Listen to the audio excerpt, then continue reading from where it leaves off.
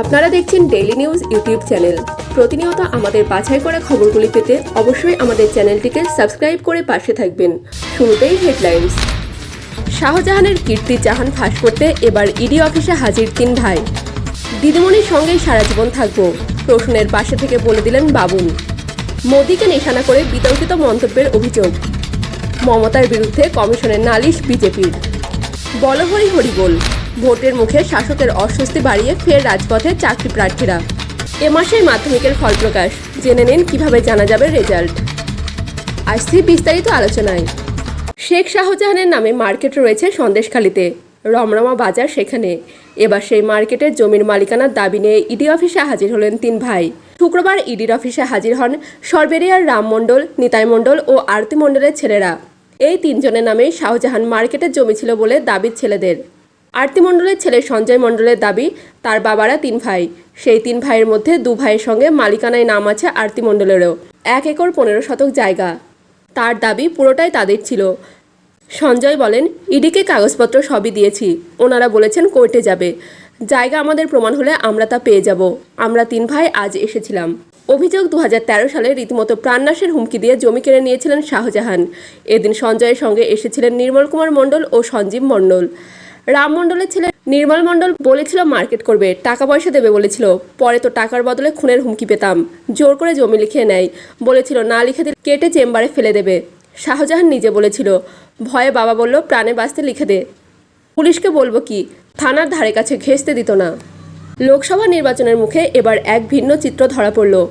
রাগ অভিমানের পর্বে জল ঢেলে একবার পাশাপাশি হাওড়া তৃণমূল প্রার্থী প্রসূন বন্দ্যোপাধ্যায়ের সঙ্গে এক ফ্রেমে ধরা দিলেন স্বপন বন্দ্যোপাধ্যায় ওরফে বাবুন। কিছুদিন আগে যে পরিস্থিতি তৈরি হয়েছিল তাতে নিজের ভাই বাবুনের সঙ্গে সম্পর্ক শেষ করার কথা জানিয়ে দিয়েছিলেন মমতা। বলেছিলেন ওকে মানুষ করতে পারেনি।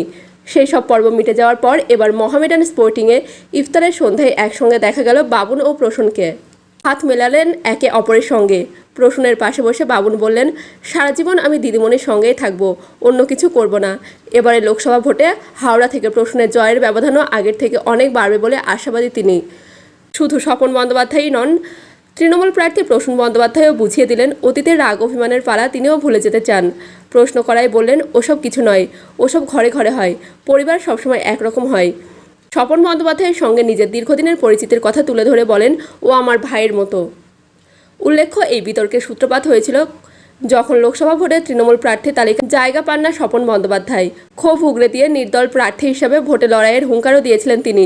ক্ষোভ উগরে দিয়েছিলেন তৃণমূলের প্রার্থী প্রসূন বন্দ্যোপাধ্যায়ের বিরুদ্ধেই। আর এসবের মধ্যেই নিজের ভাইয়ের ওপর বেজায় বিরক্ত হয়েছিলেন মুখ্যমন্ত্রী তথা তৃণমূল সুপ্রিমো মমতা বন্দ্যোপাধ্যায়ও। এরপর আজ ভোটের মুখে আবার কাছাকাছি প্রসূন বাবুন। ভোটে গরম বাংলায় আরও তপ্ত হচ্ছে রাজনীতির বাতাবরণ। এবার সরাসরি তৃণমূল সুপ্রিমো মমতা বন্দ্যোপাধ্যায়ের বিরুদ্ধে নির্বাচন কমিশনের অভিযোগ জানালো বিজেপি। কোচবিহারের সভা থেকে বিজেপির বিরুদ্ধে একের পর এক আক্রমণ শানিয়েছেন মমতা। বিজেপির অভিযোগ, সেই সময় প্রধানমন্ত্রী নরেন্দ্র মোদীকে নিশানা করেও বিতর্কিত মন্তব্য করেছেন তৃণমূল সুপ্রিমো তথা রাজ্যের মুখ্যমন্ত্রী মমতা বন্দ্যোপাধ্যায়। সেই নিয়ে এবার সরাসরি দিল্লিতে জাতীয় নির্বাচন কমিশনের অফিসে অভিযোগ জানালো বিজেপি। মুখ্য নির্বাচন কমিশনার রাজীব কুমারের দৃষ্টি আকর্ষণ করে চিঠি পাঠিয়েছেন বিজেপি নেতা শিশির বাজারিয়া। বিজেপির তরফে কমিশনে পাঠানো চিঠিতে উল্লেখ হয়েছে, আপত্তিকর ও অসংসদীয় শব্দ প্রয়োগ করেছেন তৃণমূল সুপ্রিমো। সঙ্গে নির্বাচন কমিশনের তরফে ভোটের আগে যেসব রাজনৈতিক দল ও নেতাদের প্রচারের সময়ে যথাযথ মর্যাদা বজায় রাখার কথা বলে গাইডলাইন জারি করা হয়েছিল সে কথাও নালিশপত্রে উল্লেখ করেছে বিজেপি। কমিশনের কাছে পাঠানো ওই চিঠিতে মমতা বন্দ্যোপাধ্যায়ের বিরুদ্ধে নির্বাচন কমিশনের গাইডলাইন না মানা এবং প্রধানমন্ত্রীকে নিশানা করে আপত্তিকর শব্দ ব্যবহারের অভিযোগ তুলেছে বিজেপি শিবির। ভোটের মুখে আবারও অস্বস্তি বাড়ল রাজ্যের শাসক শিবিরের। নিয়োগের দাবিতে ফের প্রতিবাদে বিক্ষোভে সামিল আন্দোলনকারী চাকরি প্রার্থীরা।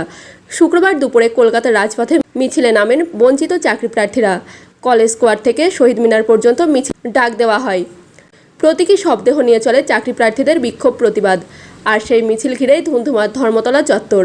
শুরু হয় পুলিশের সঙ্গে চাকরি প্রার্থীদের তুমুল ধস্তাধস্তি। কার্যত টেনে হিঁচড়ে আন্দোলনকারী চাকরি প্রার্থীদের প্রিজন ভ্যানে তুলে নিয়ে যায় পুলিশ। শুক্রবার দুপুরে মিছিল ধর্মতলা থেকে শহীদ মিনারের দিকে এগোচ্ছিল। কাঁধে প্রতীকী শবদেহ নিয়ে মিছিলে হাঁটতে থাকেন তারা। উঠতে থাকে বলহরি হরিবোল ধ্বনি। ধর্মতলা থেকে শহীদ মিনারের দিকে যাওয়ার সময় পুলিশ প্রথমে চাকরি প্রার্থীদের আটকায় এবং তাদের নির্দিষ্ট জায়গায় যাওয়ার জন্য বলা হয়।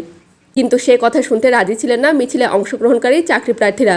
এরপরেই পুলিশের সঙ্গে এক প্রকার বচসা শুরু হয় আন্দোলনরত চাকরি প্রার্থীদের। পুলিশের তরফে একাধিকবার সরে যাওয়ার জন্য আবেদন করা হয়, কিন্তু কোনো কাজ না হয় শেষে চাকরি প্রার্থীদের টেনে হিঁচড়ে প্রিজন ভ্যানে তুলে নিয়ে চাকরি প্রার্থীদের মিছিলে তাদের দাবি দেওয়া সমর্থনে পা মিলিয়েছিলেন সংগ্রামী যৌথ মঞ্চের নেতারাও। রাজ্যের সরকারি কর্মীদের মহার্ঘ ভাতা বৃদ্ধির দাবিতে লাগাতার আন্দোলন চালিয়ে যাচ্ছে সংগ্রামী যৌথ মঞ্চ। এদিনের মিছিলে উপস্থিত ছিলেন সংগ্রামী যৌথ মঞ্চের আহ্বায়ক ভাস্কর ঘোষও। ভোট ঘিরে এখন বাংলার হাওয়া তপ্ত। এরই মধ্যে মাধ্যমিকের ফল প্রকাশের সম্ভাবনার কথা শোনা যাচ্ছে। চলতি মাসের শেষের দিকেই 2024-এর মাধ্যমিক ফল প্রকাশ হতে পারে। পর্ষদ সূত্রে জানা গিয়েছে এপ্রিল মাসের শেষেই মাধ্যমিকের ফল ঘোষণা হতে পারে। 20 এপ্রিলের পর মাধ্যমিকের ফল প্রকাশের সম্ভাবনা রয়েছে। পর্ষদ সূত্রে খবর, ডাব্লিউবি রেজাল্টস নিক ইন ওয়েবসাইট থেকে পরীক্ষার্থীরা রেজাল্ট ডাউনলোড করতে পারবে। 2রা ফেব্রুয়ারি 2024-এ এবছর মাধ্যমিক শুরু হয়। 12 তারিখ অবধি পরীক্ষা চলেছে।